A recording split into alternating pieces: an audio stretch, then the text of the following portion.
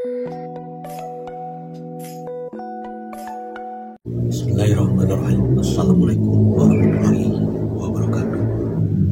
Alhamdulillah wa syukurlah, puji syukur kepada Allah Subhanahu wa taala yang telah memberikan segala nikmat-nikmatnya, baik nikmat lahir maupun nikmat batin, terutama nikmat keluar masuk nafasnya.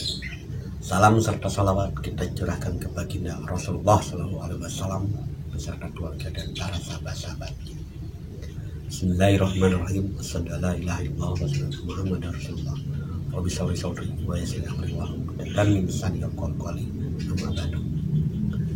Sahabat Kang Darman di desa dimanapun berada, mari kita sama-sama saksikan dan kita pandang dengan kesadaran kita yang paling dalam, yaitu sadar Allah. Dan Allah telah memberi pesan kepada kita semua sebagai hambanya yang dimuliakan di hadapannya. Apa pesannya? Sekarang masih terjadi dan banyak terjadi di mana-mana, yaitu bencana alam, banjir, gunung meletus, kesusahan, kemiskinan. Itu adalah suatu pesan dari Allah Subhanahu wa taala bagi kita yang benar-benar menyadarinya, bahwa itu adalah pelajaran. Nah,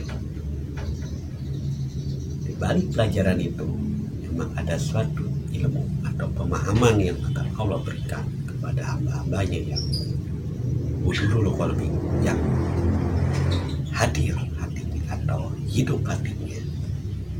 Nah, di sini kita harus benar-benar menyikapi dengan sikap jiwa kita, yaitu menerima, bersyukur, dan yakin akan pertolongan Allah itu pasti.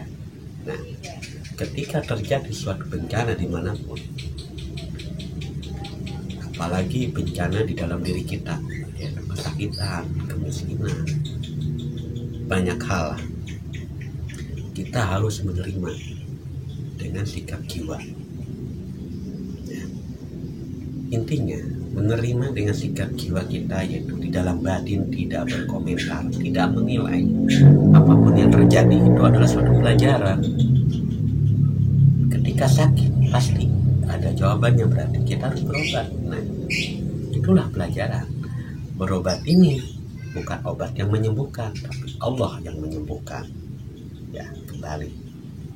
Maka leburkan diri untuk menyikapi semua yang terjadi di dunia ini, apalagi di diri kita sendiri. Bagaimana cara meleburkan diri? Yaitu dengan selalu berzikir kepada Allah dengan metode zikir nafas. Nah, maka leburlah keegoan. Inilah hakikat meleburkan diri, yaitu meleburkan keakuan kita.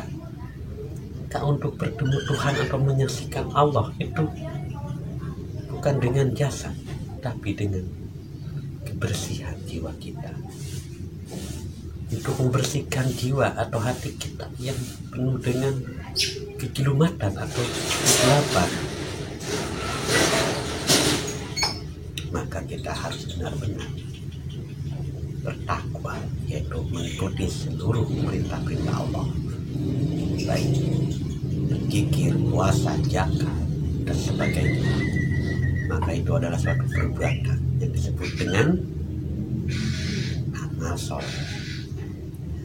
Itu perbuatan yang dilandasi dengan kesadaran.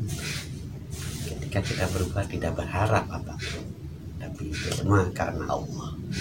Maka disinilah leburnya keakuan. Maka tidak ada pengharapan, karena apapun yang dijalankan, yang dilakukan ya itu karena perintah Allah. Sholat ya perintah Allah, jadi nggak mengharap apa. Berpuasa perintah Allah, jadi nggak mengharap pahala, apalagi surga, karena itu makhluk. Surga, pahala kan makhluk, masih ciptaan Allah. Kenapa kita tidak mengharap pertemuan atau menyaksikan Allah? Itu pun tidak boleh. Ini kita ya berserah, pasrah, manut terhadap kehendak Allah. Maka leburkan diri, lebur ego diri kita, leburkan segala keinginan, maka bertauhidlah, mengesahkan Allah. Maka dari segala apapun yang diperbuat oleh diri kita itu karena Allah, biar urusan Allah mau memberi apa, mengasih apa kepada kita sebagai hambanya. Nah, sinilah kita harus benar-benar menerima pesan Tuhan atau pesan Allah kepada kita semua sebagai makhluk ciptaannya. Apa yang dilihat, apa yang dengar, apapun yang dirasa, itu adalah tanda. Dan di balik tanda itu ada suatu pelajaran. Dan pelajaran itu ada perintah untuk diri kita masing-masing. Contoh ketika kita sakit, kita jelas perintah Allah kepada kita untuk berobat.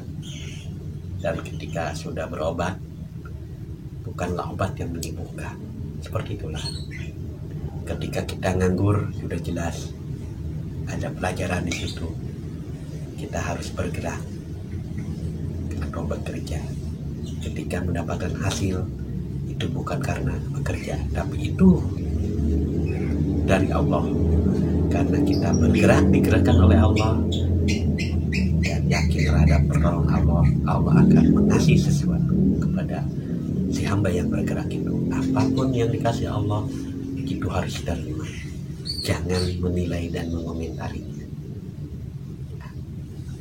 Itulah. Maka leburkan diri kita, yaitu lebur egoan dan keaguan, bahwa diri ini tiada, yang ada hanya kekuatan Allah, dan yang ada hanya Allah. Allah lah yang menggerakkan seluruh jasad atau seluruh makhluk ciptaannya di muka bumi ini. Maka disinilah pentingnya kita belajar tauhid, yaitu mengesahkan Allah. La ilaha illallah, tiada Tuhan selain Allah, tiada Tuhan selain Allah. Makanya kalau masih sesuatu itu bukan Allah, sama dengan perjalanan rohani, yaitu berzikir nafas. Kalau kita menemukan sesuatu itu bukan Allah, bukan sesuatu, dan kita aplikasikan di dalam kehidupan kita sehari-hari. Ketika kita bekerja, ketika kita membantu seseorang, itu karena Allah, jangan karena sesuatu. Nah, ini ya, semoga apa yang pribadi sampaikan saat ini menjadi suatu motivasi dalam belajar ketuhanan, dan bermanfaat pula bagi sahabat-sahabat Kang-Darman Indonesia dimanapun berada. Akhirul kalam, wassalamualaikum warahmatullahi wabarakatuh.